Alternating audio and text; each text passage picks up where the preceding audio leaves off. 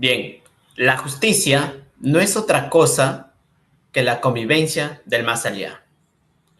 Platón nos invita a reflexionar sobre el poder y la imparcialidad en la aplicación del derecho en el ámbito penal.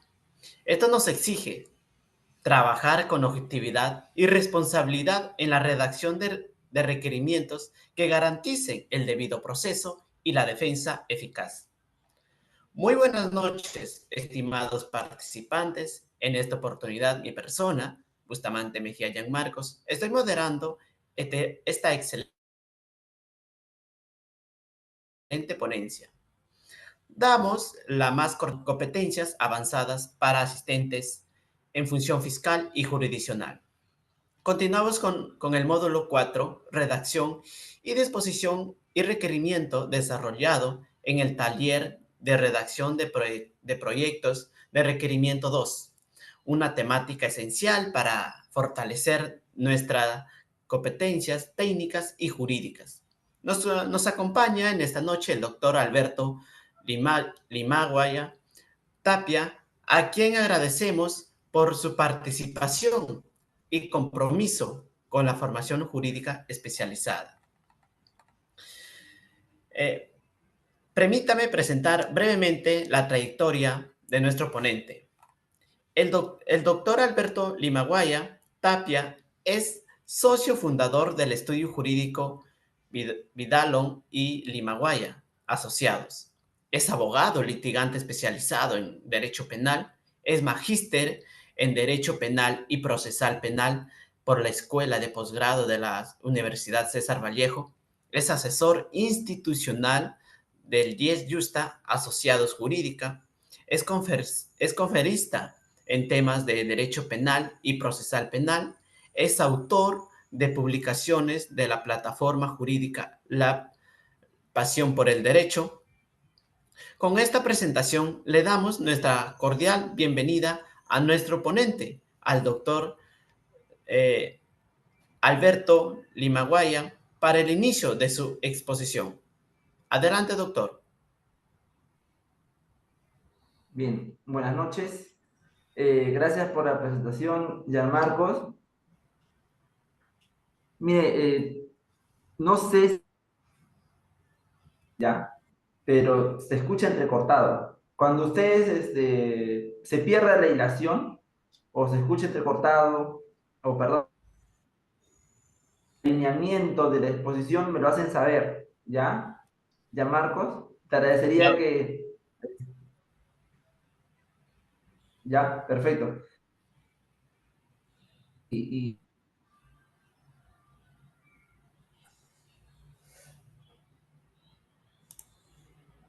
no estoy pues en la comodidad de mi hogar, ya porque ando en otro lugar, pero tenemos que cumplir con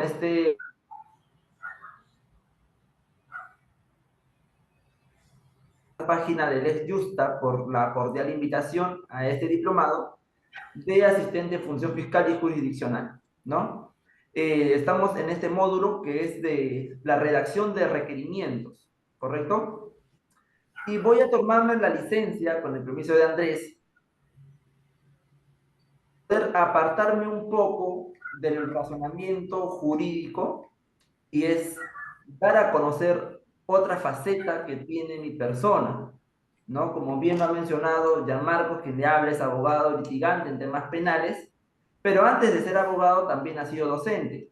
Es decir, mi primera carrera ha sido una carrera de educación, específicamente en ciencias sociales. En esa línea, puedo yo hacer un cuestionamiento a los abogados en general, ¿ya? Puedo hacer Gianmarco, ¿se me escucha? ¿Sí? ¿Todo ok? Sí, sí, doctor. Ya, perfecto.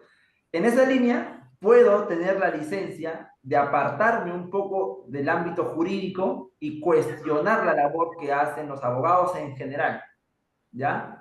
Todos aquellos que hemos estudiado otra carrera de ciencias sociales, podemos tener esta licencia de hacerlo. Criticarnos a nosotros mismos, ¿no? Apartarme un poco, dejar la cinta un poco y cuestionar las labores que realizamos. Desde el ámbito lingüístico,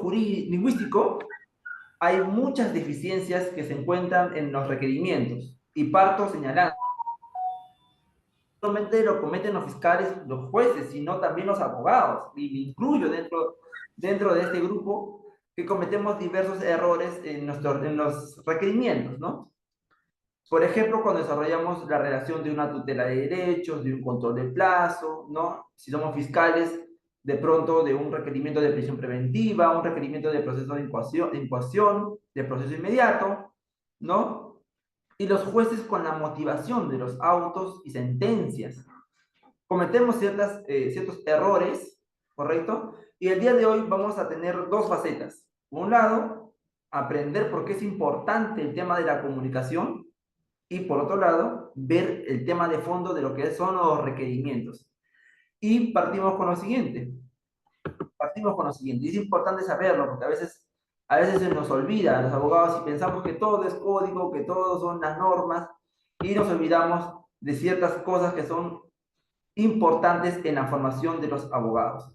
Especialmente porque ahora eh, se tiene pues no este dinamismo de señalar que todo es oralizado, ¿no? Cosa que no es menos cierto, ¿no?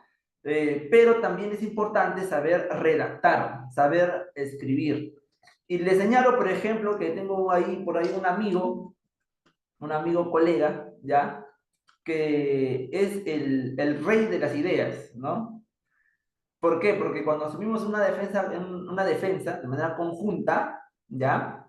Él se le ocurren muchas ideas en un caso, ¿no? Asumimos un caso, asumimos la defensa, y a él se le ocurre, por ejemplo, realizar una tutela de derechos, se le ocurre, por ejemplo, una tutela de derechos por un asunto, otra tutela de derechos por otro asunto, se le ocurre, por ejemplo, llamar a declarar a tal testigo, se le ocurre, por ejemplo, no sé, de pronto hacer un control de plazo, y digo que es el rey de las ideas, porque una cosa es lanzar una idea, ¿no es cierto?, con una posible solución, y otra muy distinta es redactarlo. La redacción es otra experiencia. Y así como hay técnicas de litigación oral, hay técnicas de litigación escritas, cosas que no nos enseñan, quizás porque de pronto no es muy rentable económicamente o no es un tema que de pronto pueda atraer más público, ¿no? Y no va a haber más inscritos o matriculados. Pero es indispensable conocer esto. ¿Por qué? Porque si nosotros nos acostumbramos a redactar tal y como hablamos, va a mejorar nuestra exposición seguramente cuando estemos oralizando algún pedido, especialmente en el tema penal, en el juicio oral, la norma misma nos señala que todo pedido será oralizado y se va a constar en actas, pero nuestra forma de hablar refleja nuestra forma de escribir. Y a la inversa, así como escribimos, también hablamos. Por eso es indispensable conocer ello. Ahora, dentro de la litigación oral, es indispensable que las ideas que uno va a plantear puedan ser captadas por el receptor. Si ustedes pueden ver la plantilla que se ha expuesto ahí, un emisor es aquella parte en una comunicación que se encarga de codificar, ¿correcto? Codificar una información. En español, dar una información, emitir un conjunto de ideas a una persona que es el receptor. En este caso, si estamos en una audiencia de juicio oral, el emisor será ¿quién? El fiscal y el abogado defensor. El receptor será el juez, ¿correcto? Ahora, existen ciertas cosas importantes para que el mensaje, que es el contenido de lo que estamos señalando, pueda ser captado y decodificado por el receptor, ¿no es cierto? Por ejemplo, que nuestra comunicación sea sencilla. De pronto, estamos ahorita en un tema de redacción, pero si estuviésemos en un tema, exponiendo un tema de clases en una universidad, seguramente vamos a utilizar un lenguaje complejo, un lenguaje trabajado, rebuscado, para impresionar al público, en este caso a los estudiantes, ¿no? Pero en una audiencia no se debería o no se recomienda hacer eso, sino al contrario, utilizar un lenguaje sencillo, un lenguaje que sea fácil de comprender Y esto se utiliza para todo. Por ejemplo, cuando viene tu cliente, ¿no? Un cliente a tu oficina, y tú le explicas el proceso en complejo, como se dice vulgarmente, no va a entender, ¿no? Y si no va a entender, seguramente tampoco va a identificarse contigo y no se va a quedar en tu despacho. Lo mismo ocurre, por ejemplo, cuando hablamos de teoría del caso, que es un tema muy importante para los penalistas, lo mismo se señala, ¿no es cierto? Que el juez piense tal y como nosotros estamos pensando. Pero para que esto ocurra, porque si yo quiero que emitan una sentencia absolutoria, si yo quiero, y soy fiscal, que emitan una sentencia condenatoria, el juez debe de pensar tal y como yo lo estoy pensando. Debe razonar tal y como yo estoy razonando para que llegue a las mismas conclusiones. Pero para que eso ocurra, el mensaje tiene que haber llegado en su plenitud. ¿Correcto? Entonces, en un contexto de la comunicación, existen pues varias cosas que hay que tomar en cuenta. La comunicación viene a ser esa actividad, ¿correcto? Esa actividad cognitiva social que realizan las personas, ¿no? Y tiene elementos y clases, ¿no? En los elementos que hay que tomar en cuenta, no solamente oralizado, eso lo vamos a ver en un momento, sino también escrito, es el emisor, aquella persona que va a codificar y enviar un mensaje, ¿ya? Esto seguramente lo estábamos hablando en un tema de lenguaje, ¿correcto? Pero en un requerimiento, ¿quién viene a ser el emisor? Aquel que va a enviar un mensaje. Un requerimiento es un pedido, ¿correcto? Lo vamos a ver más adelante. Y en este caso, el emisor viene a ser el representante del Ministerio Público, que es el fiscal. Pero no es el único que hace un requerimiento, también lo hace el abogado defensor. ¿Ok? Entonces, hay que tomar en cuenta, el receptor, ¿a quién me estoy dirigiendo? Por ejemplo, si emitimos un requerimiento, efectivamente ponemos ahí a Alberto Limaguaya Tapia, fiscal provincial de la Fiscalía de, no sé, de turno de Lima Norte, ¿correcto? Con domicilio procesal tal, y me dirijo hacia una persona, hacia un receptor. ¿Hacia quién me dirijo cuando yo emito un requerimiento? Dependiendo de la etapa, al juez de investigación preparatoria o, si estamos en etapa intermedia, al juez de etapa intermedia. Los jueces, en este caso, en un requerimiento, vienen a ser los receptores, aquellas personas, aquella parte en la comunicación que va a recepcionar el mensaje. El código viene a ser ese sistema de signos, en este caso el español, ¿correcto? Pero se suele utilizar términos en latín, ¿no? Cuando queremos expresar alguna idea jurídica. El canal es el medio físico mediante el cual viaja el mensaje, que puede ser el ambiente o puede ser a través de un escrito. En este caso, cuando hablamos de un requerimiento, para que éste pueda ser oralizado en una audiencia, previamente tiene que haber sido redactado, ¿correcto? Entonces es importante conocer esto. El mensaje viene a ser ese contenido total.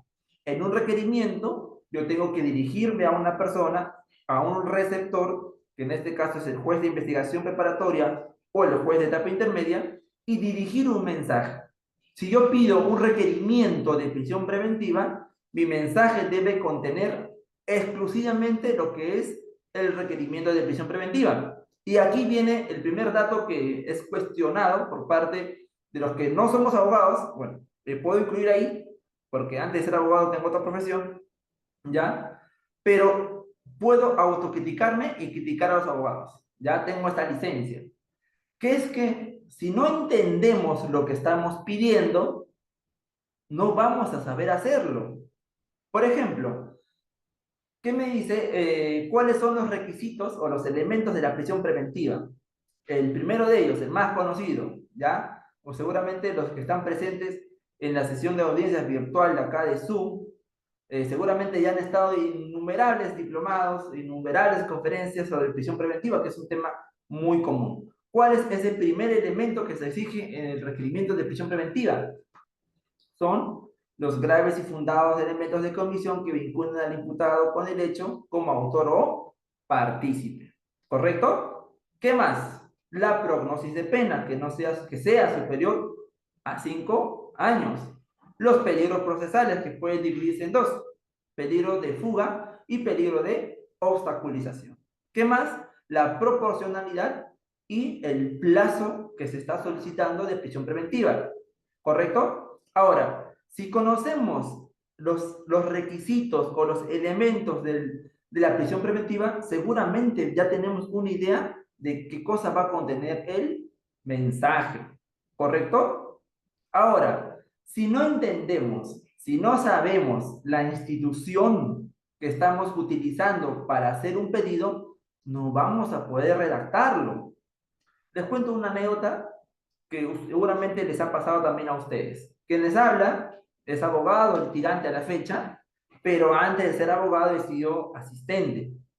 Y recuerdo que estuve trabajando un año, casi un año, en el Ministerio Público, ¿correcto? Ayudando en mesa de partes y aprovechando mientras foliaba, porque eso es a lo que se dedicaba mi persona antes de ser abogado, a foliar, aprovechaba en revisar la carpeta fiscal.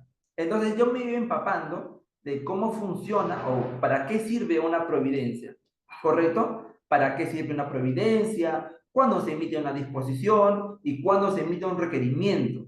¿Ya? Una pequeña anécdota nada más. Por ejemplo, cuando el fiscal hacía un requerimiento, sacaba copias a varios elementos de convicción dentro de la carpeta fiscal y creaba un cuaderno aparte.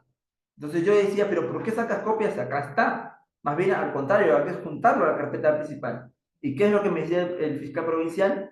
Que eso no se realiza de esa manera, sino que cuando uno hace un requerimiento de prisión preventiva, un requerimiento de proceso de incoación y de proceso inmediato, tiene que aperturarse el cuaderno aparte, ¿correcto? Algo que yo no sabía.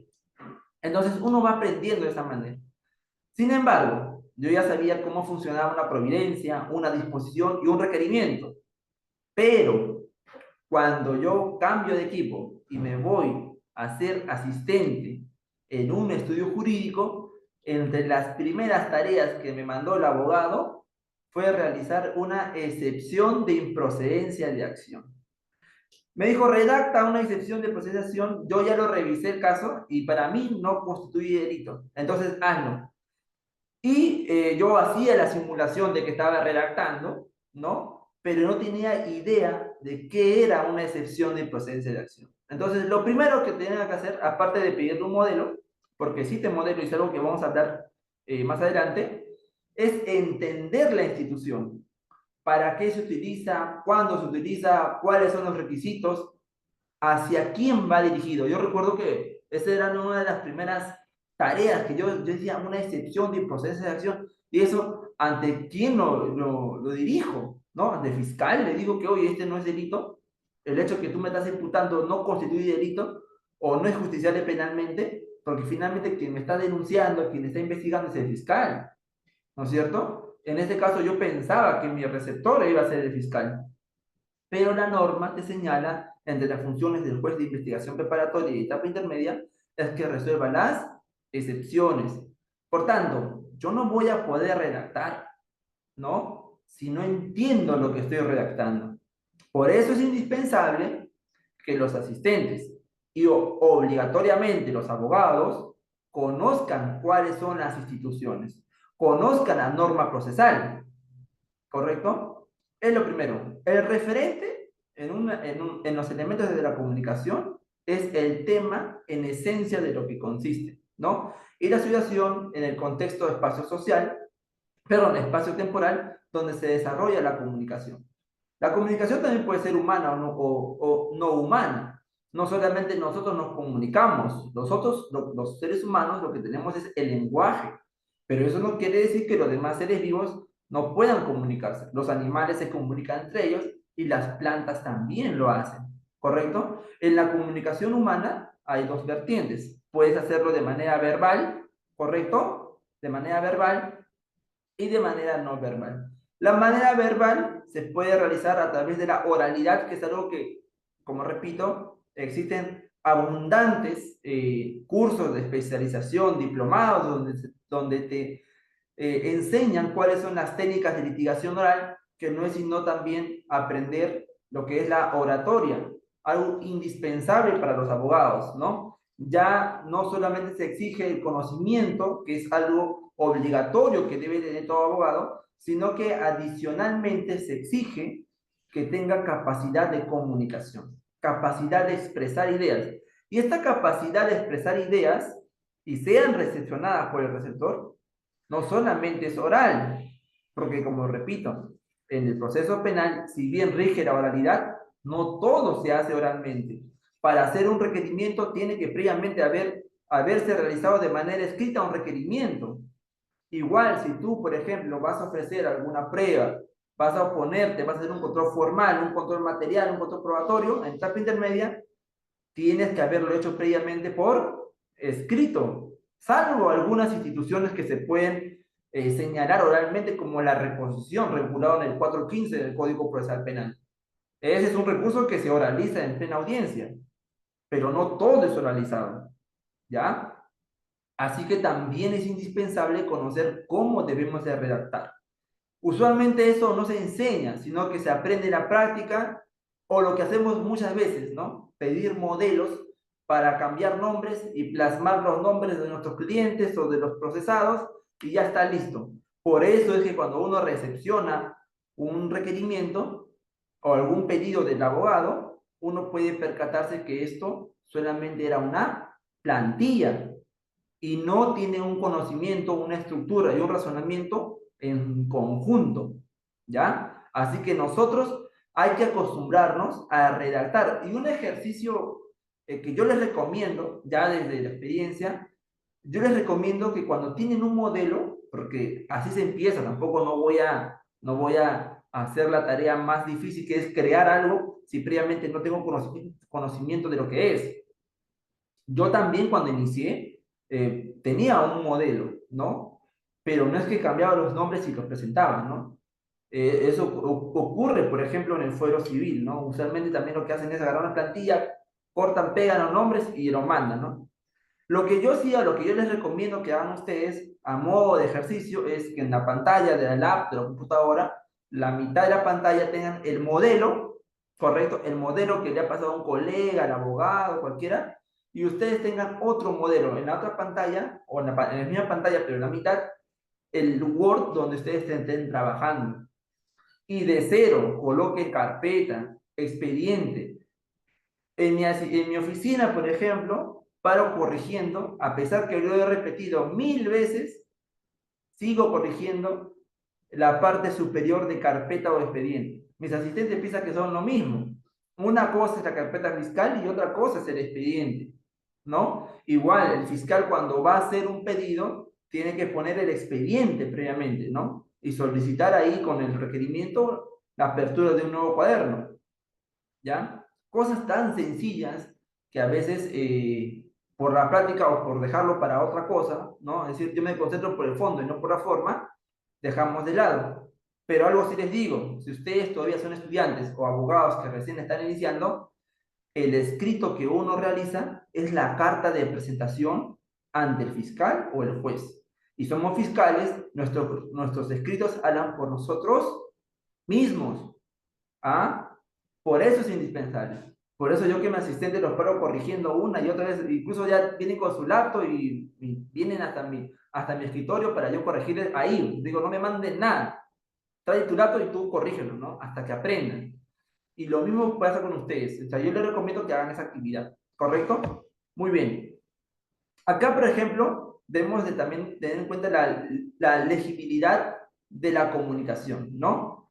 Por ejemplo, vamos a tener un mejor entendimiento si utilizamos al momento de redactar y, ¿por qué no, también al momento de, de hablar palabras cortas, palabras básicas? Si vamos a utilizar frases, ¿no?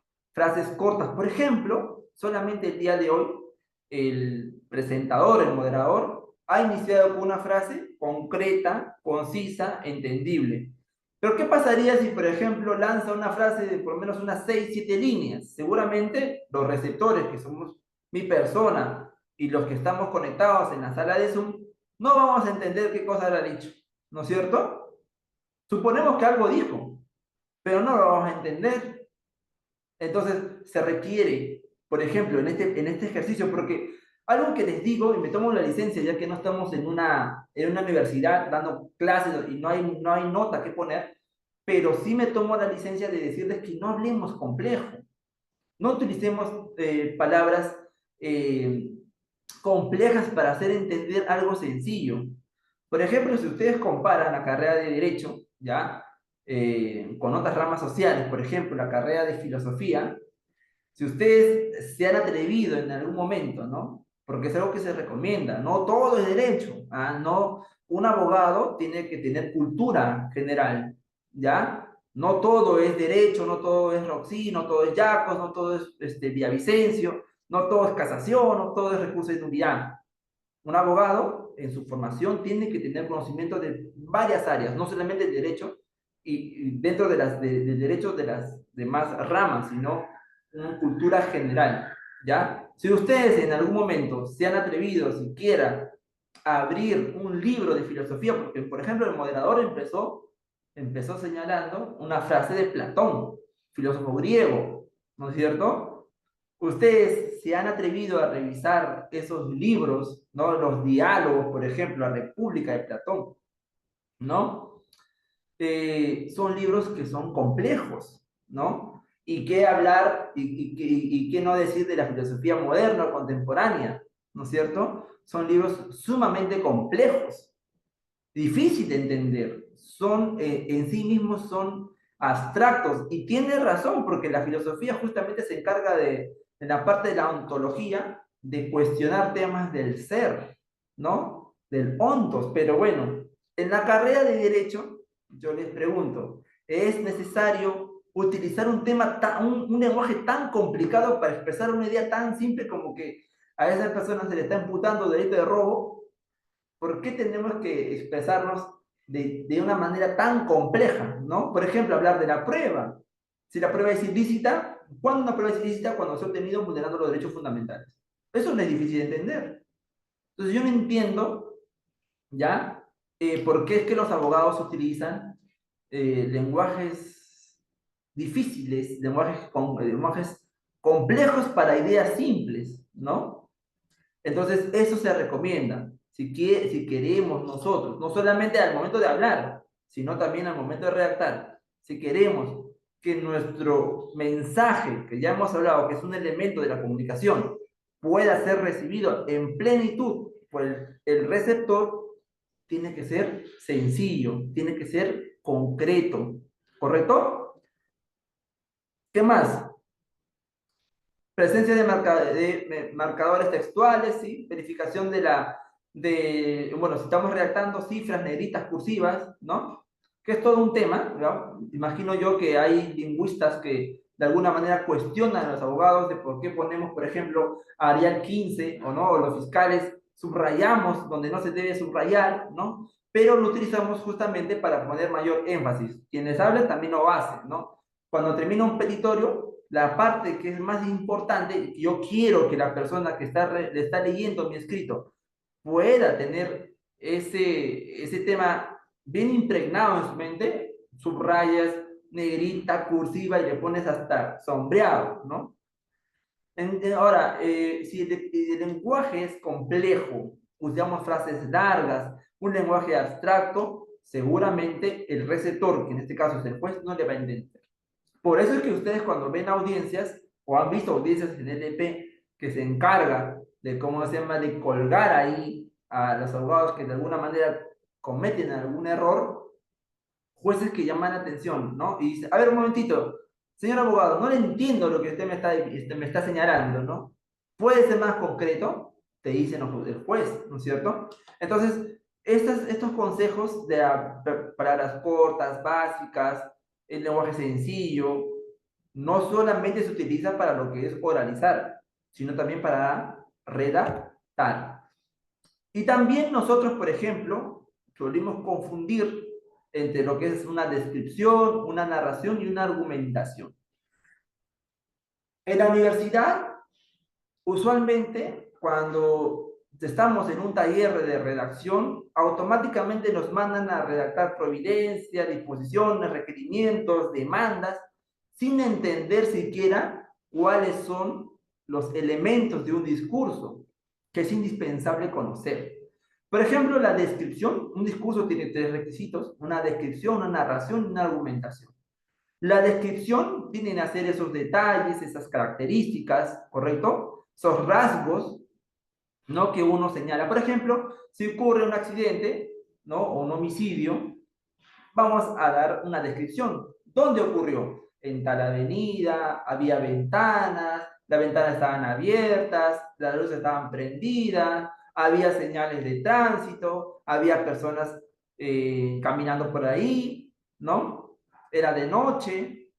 Estamos describiendo, ¿correcto? Indispensable en la actividad cuando hacemos un requerimiento, ¿ya? La narración viene a ser ya, ¿no? El relato del evento, ¿correcto? ¿Quién, cómo, dónde, de qué manera? Ya se requiere, ¿cómo se llama? Ya explicar cómo es que sucedió el evento. Ya no solamente describir, sino explicar cómo sucedió un evento. Ahora, cuando hacemos una narración de los hechos, se tiene que evitar apreciaciones. No se puede valorar ni tampoco atribuir juicios de responsabilidad todavía, porque estamos en lo que es la narración. Ahora, cuando nosotros vamos a argumentar, ahí sí corresponde, porque la argumentación viene a ser ese conjunto de razones que te permiten acreditar un hecho. Es lo que nosotros conocemos como motivación jurídica. Seguramente han escuchado lo que es la motivación jurídica, ¿no es cierto? El juez no ha motivado, decimos. Cuando señalamos nosotros que el juez no ha motivado, nos estamos refiriendo que la resolución en su conjunto no tiene esas razones que permiten llegar a una conclusión, a la conclusión que ha llegado el juez, ¿no? Y eso ¿dónde lo vamos a ver? En el caso de Juliana Yamoja, expediente 728-2008. Es un expediente que siempre se suele utilizar para cuestionar las motivaciones de las resoluciones judiciales, expediente 728-2008. Y ahí nos dan varias tipologías de hierros respecto a la motivación. Por ejemplo, inexistencia de motivación o motivación aparente, ¿no es cierto? Es decir, parece que hay motivación, parece que el juez ha expuesto razonamientos, pero esto es aparente, porque no resuelve el tema de fondo. ¿Qué más? Falta de motivación interna de razonamiento, deficiencias de la motivación externa, motivación insuficiente, motivación sustancialmente incongruente. Interesante esta última porque siempre se suele cometer. Es decir, cuando el juez resuelve, pero no ha resuelto en base a los pedidos que han hecho las partes procesales. Cuando el juez ha resuelto, declara fundado, infundado una tutela, un control, un requerimiento, pero para fundamentar no ha tomado en cuenta los razonamientos expuestos por las partes, estaríamos hablando de una motivación sustancialmente incongruente. Y las motivaciones cualificadas son aquellas motivaciones que se dan, por ejemplo, cuando la norma exige una motivación fuerte, una motivación adicional. Y es el caso de la prisión preventiva. La prisión preventiva requiere, aparte de una motivación, dice, reforzada, ¿no es cierto? Cuando no tiene esta motivación, ya estaríamos frente a una ausencia de motivación cualificada, ¿correcto? Ahora sí, vamos a dejar un poco el lenguaje, ya que seguramente parece algo complejo, pero no lo es, y vamos a centrarnos ya en lo que concierne respecto a esta sesión de este diplomado. Actuación fiscal. Pregunta muy sencilla, ¿a través de qué escritos el fiscal se pronuncia en su actuación? Sencillo, el artículo 122 del Código Procesal Penal señala que el fiscal se va a comunicar con el juez y con las partes procesales a través de tres tipos de escritos: las providencias, las disposiciones y los requerimientos.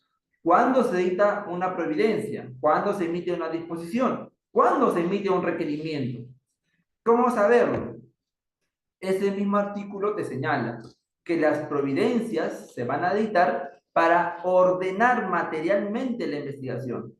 Un ejemplo sencillo es el apersonamiento. Cuando mi persona se va a personar a un caso, emito yo mi escrito de subrogo abogado, ¿no? Y otros. Envío el escrito, pregunta, el juez, perdón, porque es escrito de personamiento para dirigir al fiscal. El fiscal tiene que explicar las razones por las cuales va a recepcionar mi apersonamiento, tiene que motivar por qué es que yo estoy como abogado, o simplemente lo recepciona y emite un escrito donde dice lo siguiente: téngase por apersonado al doctor Alberto Limaguaya Tapia, abogado de la persona tal, tal, con domicilio procesal en tal, correo tal, para sus futuras notificaciones.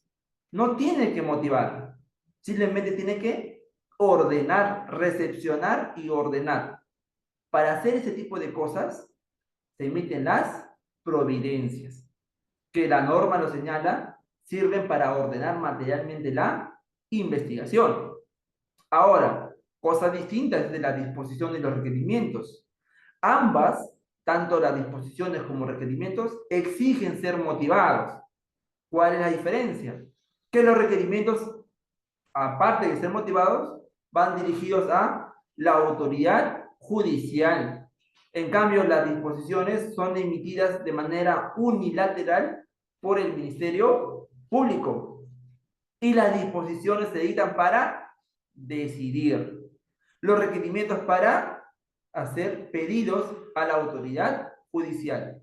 Tanto para decidir como para hacer requerimientos, como para hacer solicitudes a un juez, ambos tienen que estar debidamente motivados, ¿correcto? Por ejemplo, algunas disposiciones fiscales que se suelen encontrar en una carpeta fiscal es la disposición de inicio de diligencias preliminares. Disposición.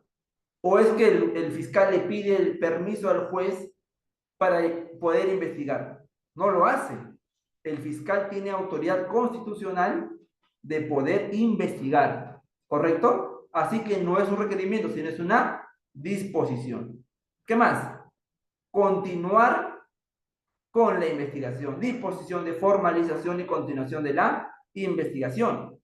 En sede preliminar también puede emitir la disposición de archivo. ¿Solamente eso? No. El fiscal también puede emitir la conducción compulsiva. ¿Cuándo? Cuando el agraviado, el testigo o el imputado, a pesar de haber sido notificado para que comparezcan, no lo hizo. Entonces, el fiscal, ¿qué hace? Disposición de conducción compulsiva. ¿Qué más? Si quiere que intervenga la policía, ¿no? Si quiere que intervenga la policía, también igual.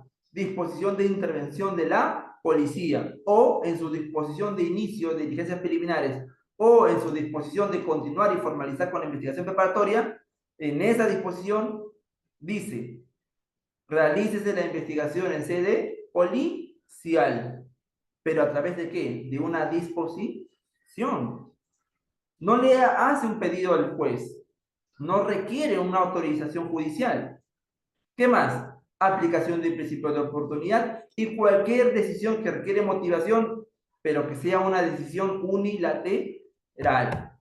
Ahora, cosas distintas son los requerimientos. Como ya lo hemos expuesto, los requerimientos son pedidos, son solicitudes que van dirigidas a la autoridad judicial. Y tenemos, por ejemplo, el requerimiento de incoación de proceso inmediato, el requerimiento de prisión preventiva, el requerimiento de sobreseimiento, el requerimiento de acusación y el requerimiento mixto.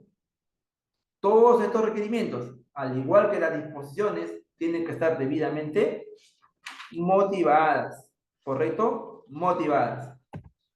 Bien, principales deficiencias en las disposiciones y los requerimientos. ¿Cuáles son los errores que se suelen cometer cuando el fiscal realiza disposiciones o requerimientos? Primero, cuando existe una fundamentación extensa, redundante y potencialmente confusa. Se recomienda que cuando hagamos disposiciones, cuando hagamos requerimientos, seamos concisos, ¿no? No nos perdamos en innumerables párrafos. Por ejemplo, quien les habla ¿ah? Quien les habla, ha estado asesorando, llevando un caso, en un caso emblemático, complejo, donde el requerimiento acusatorio, estimados autores, tiene 20 tomos. 20 tomos tiene un requerimiento acusatorio. ¿Ustedes creen que el juez lo va a revisar? ¿Ustedes creen que el abogado lo va a leer todo? ¿Ustedes creen que el fiscal conozca esos 20 tomos? ¿Ustedes creen que el mismo fiscal recuerde todo lo que está escrito ahí? Son 20 tomos. Ustedes dirán, bueno, 20 tomos, el requerimiento fiscal y qué cosa más, los elementos de comisión. No, doctores, solamente los 20 tomos, el requerimiento acusatorio, porque los elementos de comisión ya vinieron en un USB. Ya es imposible, ¿no? Y si uno ingresa al USB, viene incluso, ¿no? 1.1, 1.11, 1.2, 1.21, y así sucesivamente todos los elementos de convicción. Entonces, el fiscal que va a exponer, ¿usted cree que tenga de pronto conocimiento del total de esta abundante documentación? Entonces, puedo haberlo sido más didáctico, ¿no es cierto? Y menos extenso. Quizás en todos esos 20 tomos que tiene habla, no lo ha revisado en su totalidad, ¿no? Porque es inmanejable esa información, ¿no? Seguramente ahí hay cosas que han redundado y potencialmente confuso. Uso del lenguaje técnico legal. Muchas veces nosotros, los estudiantes sobre todo, ¿no? No los abogados ya, los abogados, hay una diferencia entre el abogado y el asistente. Y una de esas diferencias es que el abogado ya superó su ansias de ego, ¿no? Nosotros abogados ya no nos complicamos en los escritos, ¿no? Cuando hacemos un escrito, lo hacemos sencillo, 2, 3 hojas, 4 hojas, a lo mucho, si es que requiere más el caso, porque todo depende del caso, se hará más. Pero vamos a usar la menor cantidad posible de argumentos. Yo lo hago de esa manera. Ustedes dirán, ¿pero por qué? Por ejemplo, mi asistente, y esa es la diferencia entre un abogado y un asistente, que el asistente tiene esas ansias de dar a conocer o de hacer notar que tiene conocimiento jurídico, ¿no? Tiene esa necesidad de aprobación. Y como tiene esa necesidad de aprobación, cuando yo le mando a hacer un escrito de tutela de derechos, que es tan sencillo, 4 o 5 hojas a lo mucho, para que pueda entenderse y pueda también ser ágil la forma de mover las hojas al momento de yo exponer, ¿correcto? ¿Qué es lo que me hace el asistente? Me coloca ahí que la Corte Interamericana, que tal autor, que tal libro, que tal revista, que tal tesis, ¿no? La Corte Suprema en tal casación, y me hace unas 20 hojas de algo tan sencillo como es pedir copias. Me hace 20 hojas de algo tan sencillo como hacer que el fiscal emita la providencia de mi apersonamiento. Yo les pregunto, ¿eso es correcto? Es más, yo lo que hago es borrarme y plancharme todo, ¿no? Y digo, toda esa información guárdalo para tu tesis, ¿no? Pero en mis escritos no lo hagas así. Pero doctor, estamos dando a conocer que nuestro estudio domina. Manacancho, ¿no? ¿Quién te ha pedido eso? ¿Ustedes creen que el juez no conoce las casaciones? ¿O ustedes creen que el juez no ha revisado un libro que seguramente el asistente por primera vez lo ha leído y claro, le sorprende y lo coloca, ¿no? Pero ya los abogados tienen cierta experiencia, ¿no? Incluso no manejando los autores, ya tienen ese razonamiento inmerso en su mente. Entonces, no nos esforzamos tanto en dar a conocer si sabemos o no, porque finalmente el escrito ingresa y yo tengo que oralizarlo en audiencia. Y como estrategia, les digo, ya esto es algo aparte, ustedes compartirán o quizás no con lo que yo lo voy a decir, pero quienes habla, por ejemplo, no cito yo casaciones en mis escritos. Mis escritos son sumamente sencillos. 2 hojas, 3 hojas, 4 hojas. Ustedes dirán, pero doctor, así no se debe realizar. Usted tiene que poner las casaciones, pronunciamiento de la Corte Suprema, el pronunciamiento del Tribunal Constitucional, de la Corte también. yo todo eso me lo reservo para la audiencia. Porque si yo coloco, por ejemplo, alguna casación, algún recurso de nulidad, algún pronunciamiento del Tribunal Constitucional que el fiscal no lo haya leído, seguramente para la audiencia va a tener el tiempo de revisarlo, ¿correcto? Entonces yo no soy tan tonto de dar en una audiencia, como es una pelea, es una batalla, de decirles qué armas voy a utilizar en la vida. Entonces yo toda esa jurisprudencia me la reservo, hago un filtro de aquellas jurisprudencias que me van a ser útiles y aquellas que no. Porque mi asistente, por ejemplo, me trae 20 jurisprudencias, ¿no? Entonces yo no voy a ponerlo todo en la vida. Yo no voy a decirle, señor magistrado, la casación tal, la otra casación tal, el recurso de nulidad, mi exposición, porque solamente te dan 5 minutos. A ver, dice, eh, estamos domingo 4, ¿no? Esta audiencia se ha realizado a solicitud de la defensa por un tema de tutela de derechos. Señor abogado, inicie con su solicitud, expone 5 minutos.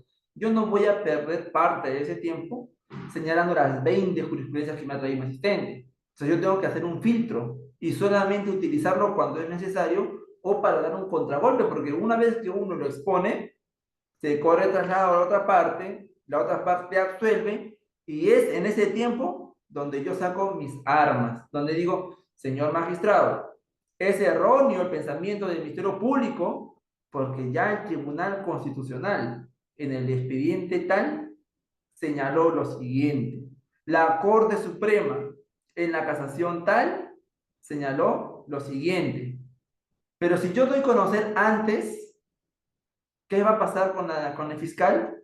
Que va a conocer el razonamiento que yo estoy llevando a la sala de audiencias, ¿no? ¿Correcto? Entonces hay que tener mucho cuidado con ello, ¿ya? ¿Qué más? La mayoría de disposiciones y requerimientos, estimados autores, provienen de modelos escritos hechos ya por otros fiscales, ¿no? Y a veces son tan descarados que ni siquiera borran los nombres, ¿no? O ponen los mismos delitos, ¿no? Seguramente ustedes han encontrado que al comienzo están los nombres de los acusados, pero el delito ni siquiera ha sido modificado, ¿no? Entonces hay que tener mucho cuidado. ¿Qué más?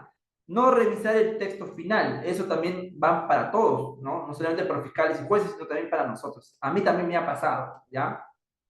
¿Qué más? No revisar la ortografía. Y ahí en imagen ustedes pueden ver el requerimiento de proceso inmediato.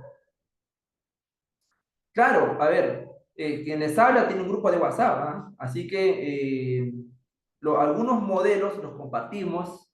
Por ejemplo, hace como 2 semanas, una semana, hemos expuesto sobre la tutela de derechos, cómo redactar una tutela de derechos, y hemos subido 2 escritos: la solicitud previa al fiscal y el escrito de tutela de derechos, que tiene toda una estructura, así como el requerimiento del proceso inmediato, el requerimiento de prisión preventiva tiene una estructura, igual lo tiene el control de plazo y la tutela de derechos, la procedencia del acto de investigación también tiene una estructura.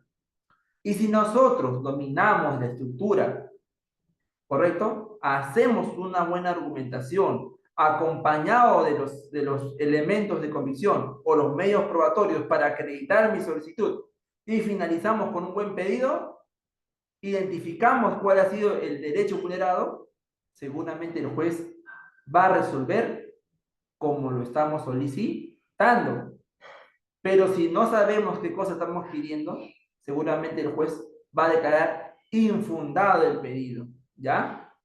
Así que es importante, ¿no? Por ejemplo, en pantalla, ustedes tienen el requerimiento de proceso inmediato, que es un caso que he tenido hace 2, 3 días, así que me pareció interesante compartir la estructura, ¿no? Porque si somos estudiantes, bueno, no sé, las personas que están en el Zoom, si son estudiantes o abogados, quizás, o son abogados que ven temas civiles, ¿no? Y que de alguna manera quieren ingresar al fuero penal. Entonces, acá tienen, por ejemplo, una plantilla de lo que es la solicitud o el requerimiento de coacción de proceso inmediato.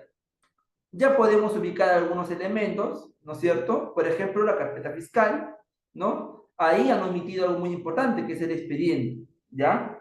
Debería haber, por ejemplo, expediente, dos puntos, y no colocar nada, porque quizás sea el primer pedido, ¿no? Pero tiene que haber ahí. Carpeta sumilla. ¿Quién es mi receptor? ¿Ante quién pido yo la ecuación de proceso inmediato? Ante el juez de investigación preparatoria, ¿correcto? Yo me identifico, fiscal tal, fiscalía provincial, eh, avenida la dirección, casilla electrónica, todo. ¿Qué más? Requerimiento principal, que es motivo por el cual yo estoy acudiendo en sede judicial, incoar, ¿no es cierto?, el proceso inmediato contra la persona tal por el presunto delito tal, de acuerdo a los siguientes fundamentos. Iniciamos, ¿no es cierto? Pero, nuevamente, para saber cuándo vamos a incoar una solicitud de proceso inmediato, tenemos que saber cuáles son los presupuestos en los que se puede incoar el proceso inmediato.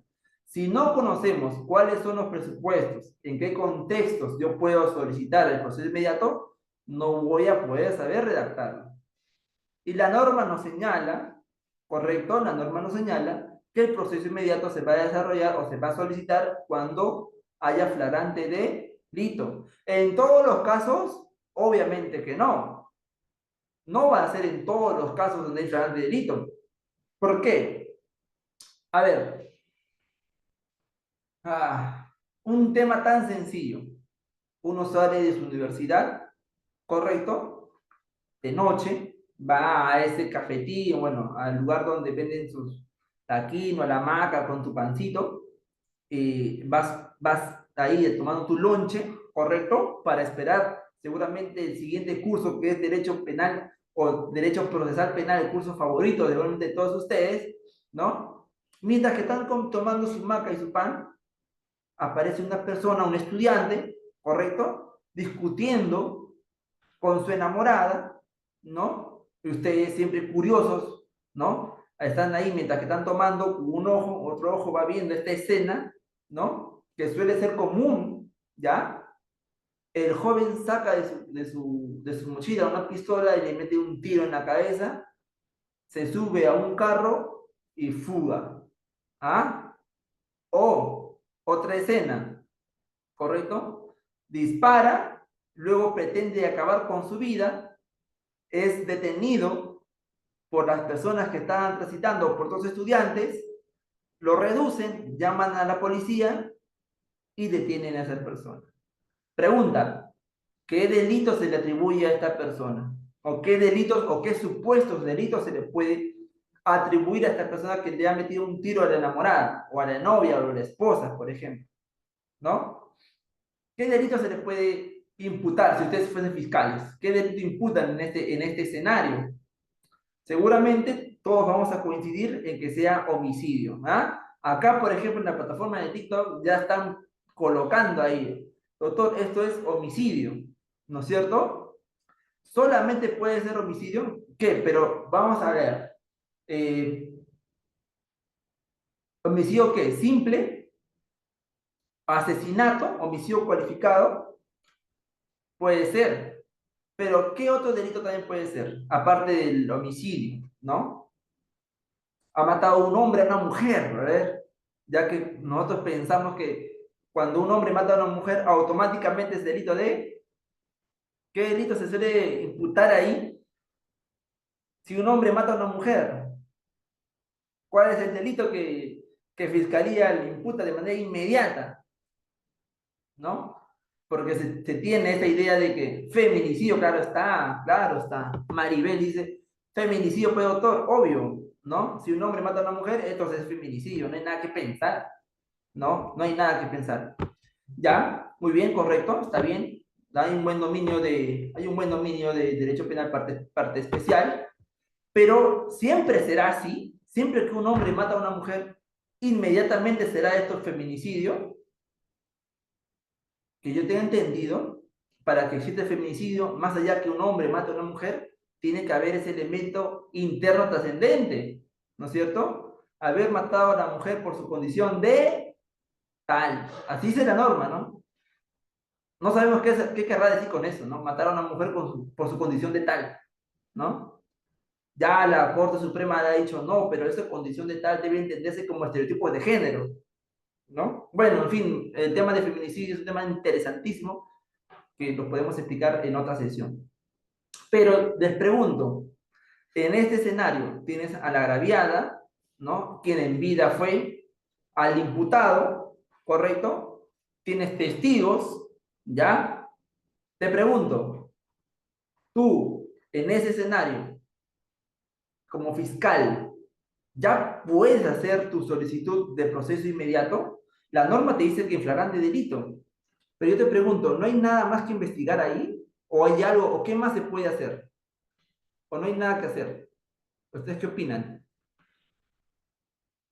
Si son fiscales en este escenario, ¿no? Como les estoy señalando, un joven saca no, discute con su enamorada, un señor con su esposa, ¿no? Saca un arma y le mete un tiro en la cabeza y luego, mientras que quería escapar, las personas lo detienen, llega la policía, lo entregan y la policía, como señala la norma, inmediatamente pone en conocimiento al fiscal. Pregunta, puedes imputar homicidio, como bien lo he dicho por ahí Manuel, pero también puedes imputar feminicidio, como lo ha dicho Maribel, ¿no es cierto? Pero ¿habría algo más que investigar en este caso? ¿O no hay nada que investigar? Si no hay nada que investigar, vamos a proceso inmediato. ¿O hay algo más que investigar?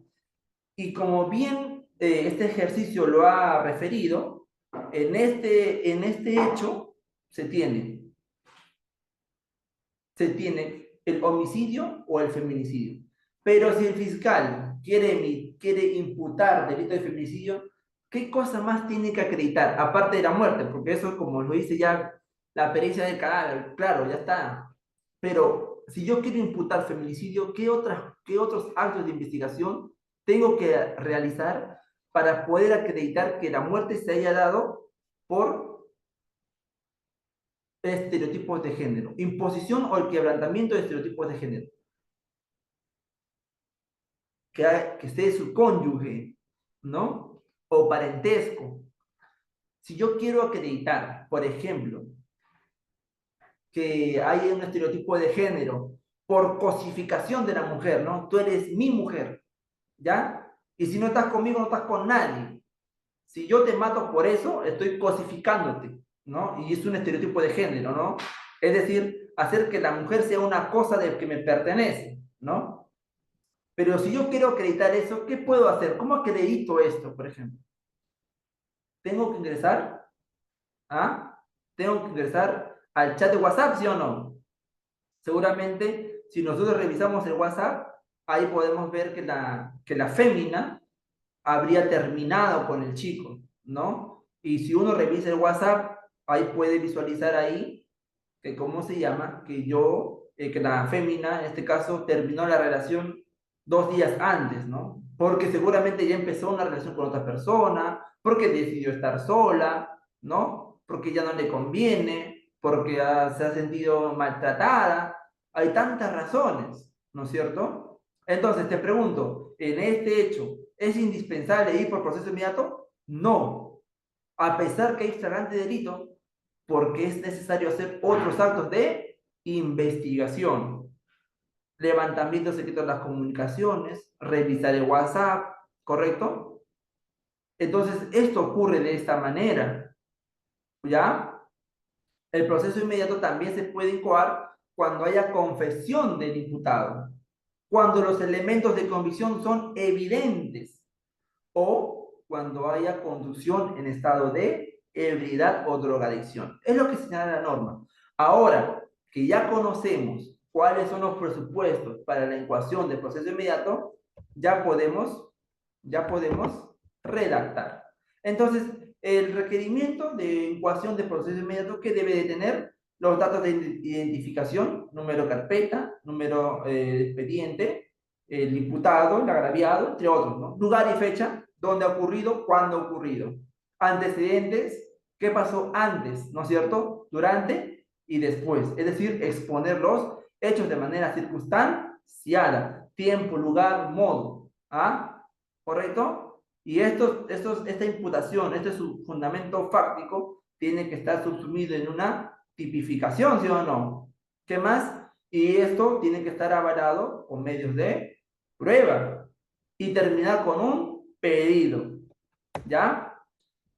Y lo más común, requerimientos de prisión preventiva. Ustedes en la plantilla pueden visualizar ahí, ¿no? Expediente no tiene número porque seguramente es el primer pedido que se hace a un juez, ¿no? Previamente se tuvo que haber comunicado a la disposición de formalización y continuación de la investigación preparatoria, datos del investigado, del agraviado, el delito, fiscal responsable, y ¿qué solicitamos? La medida de coerción personal de prisión preventiva.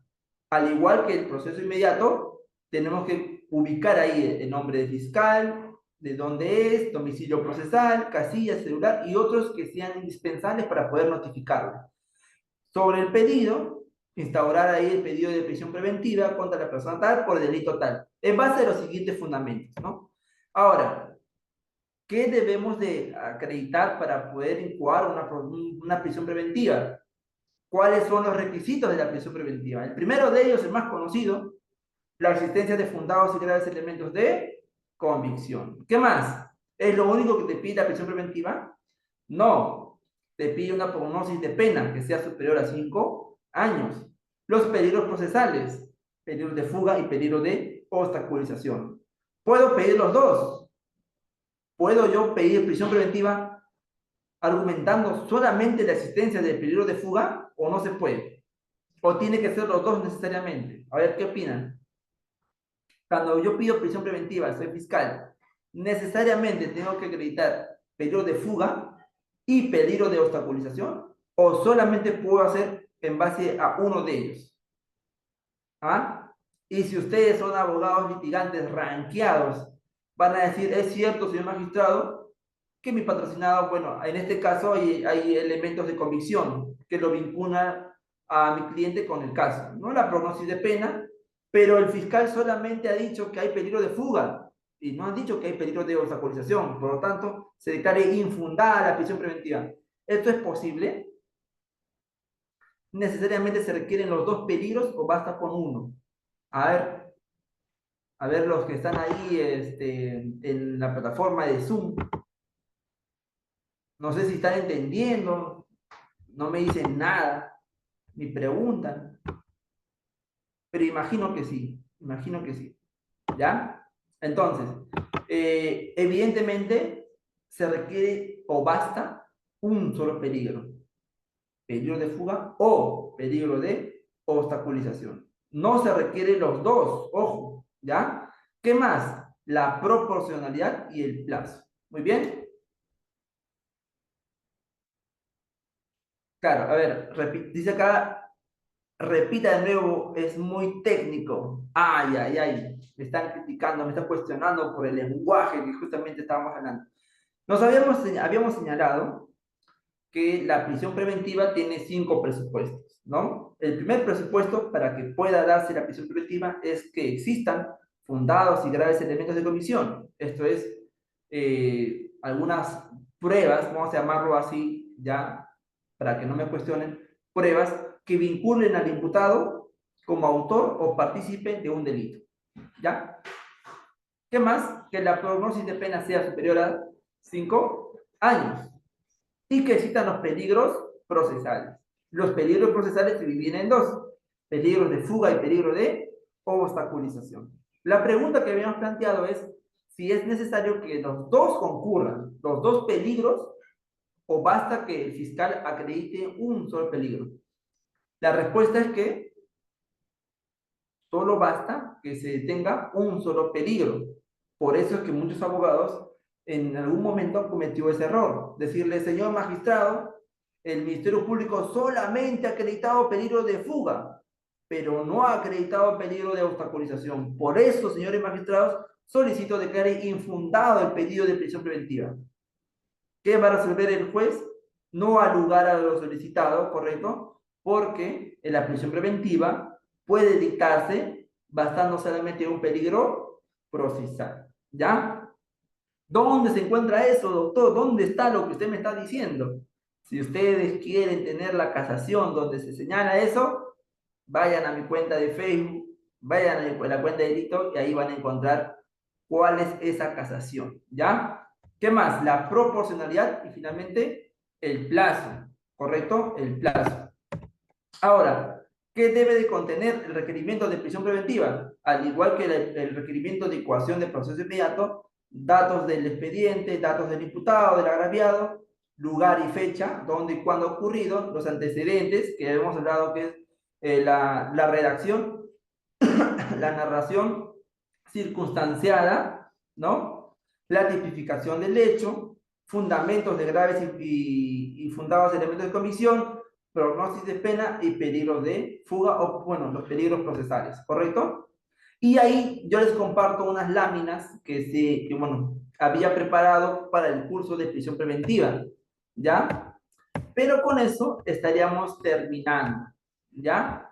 Espero que la clase de redacción de requerimientos haya sido de utilidad, ¿correcto? Sé que nos hemos pasado 20 minutos, pero ha sido también indispensable para un mejor entendimiento de este tema, ¿no?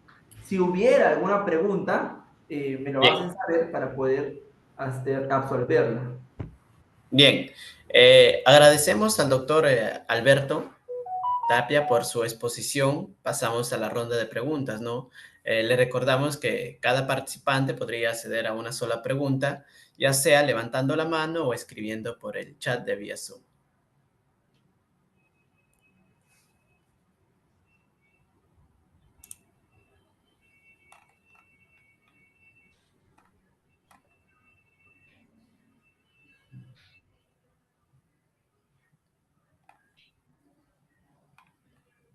Mientras tanto, voy aprovechando en compartirles ahí el link del grupo que tengo, que me parece, puedan también tenerlo, ¿no? Y si no hubiera alguna pregunta, yo voy a entender que sí han captado, ¿no? Que el lenguaje y todo esto que he señalado al inicio, pues se ha entendido.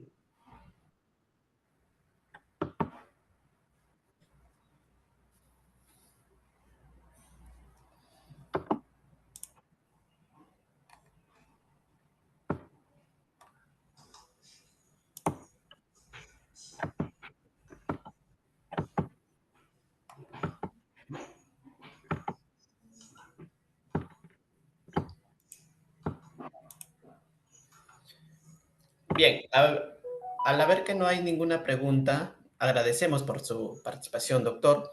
En nombre de la Asociación Jurídica Vía Justa, expresamos nuestro profundo agradecimiento al doctor Alberto Limaguaya Tapia por su valiosa ponencia. Les hacemos llegar su certificado por la excelente ponencia.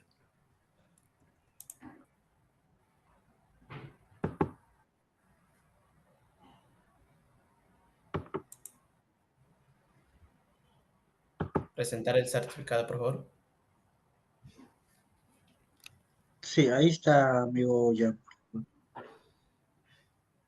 Bien, certificado. Se les hace entrega este certificado al doctor Alberto Limaguaya Tapia por su participación en calidad de ponente en el evento denominado Diplomado Especializado para Asistente en Función Fiscal y Función Jurisdiccional, con el tema Talleres de redacción de proyectos de requerimiento y organizado por la Asociación Jurídica Ley Justa, por el curso especializado Eventos realizado por el día domingo 4 de mayo por el medio de la plataforma virtual vía Zoom. Esto certificado le harán llegar la Asociación Jurídica por medio de su correo, doctor. Muchas gracias, ya Marcos. Muchas Eh, gracias también, también esto les esperamos para el día sábado 10 de mayo, que habrá un tema muy importante, que serán trámites de notificaciones y gestión de archivos, ¿no? Esto será con el doctor Stalin Luque Mamani, donde el doctor dará ponencia sobre el tema trámites de notificación y gestión de archivos, ¿no? Esto los esperamos para continuar fortaleciendo nuestras competencias profesionales, ya que esta asociación jurídica nos brinda muchos ponentes de grande prestigio, ¿no? También un agradecimiento especial a- al Colegio de Abogados de Sullana por su constante apoyo en diplomados a esta asociación, ¿no? Le agradecemos, muchas gracias, doctor, por estar en esta excelente ponencia. Sí, muchas gracias, ya Marcos. Nuevamente reiteramos el agradecimiento a la prestigiosa página de Lex Justa y me sumo a la invitación que realizan para el día sábado de mi buen amigo John Luque Mamani, excelente abogado, así que van a aprender muchísimo en esa sesión. Y también sigan a la página de Lex Justa, porque de todas maneras siempre tienen ahí alguna actividad académica con mucho valor. Conmigo será hasta una siguiente oportunidad. Muchas gracias de compartir su domingo con mi persona. Muchas gracias, doctor. Muchas gracias, doctor. Hasta luego, cuídese. Gracias, comunidad jurídica.